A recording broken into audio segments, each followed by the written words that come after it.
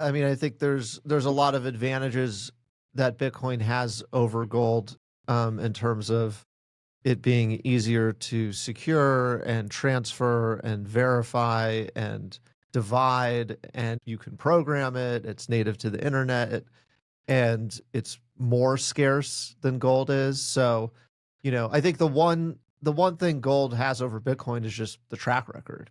It's proven itself over thousands of years to be able to retain its value. But I think that I mean, probably most of the capital in the world right now is boomer capital.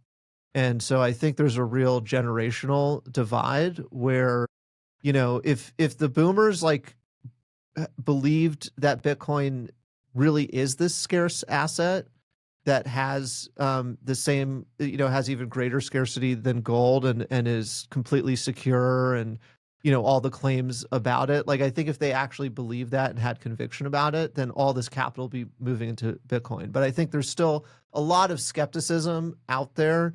It takes you need to it takes a little bit to a lot of education, feeling comfortable with technical concepts to really get your head around Bitcoin's scarcity and how that actually works. Because it seems impossible at first. It's like, well, why couldn't you just increase the supply? And so you have to go into like proof of work and nodes and open source. Like, there's a lot to figure out. And like, to the boomer brain, that stuff, doesn't really come naturally. So for most of those people, they just don't buy into the Bitcoin thesis. And so they are starting to buy into the debasement thesis. I think that's what's becoming clear.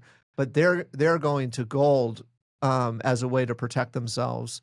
But I think that's why there's so much great upside in Bitcoin, and why we're still early in Bitcoin, because the reality is these claims about Bitcoin are true. These properties of Bitcoin, are real.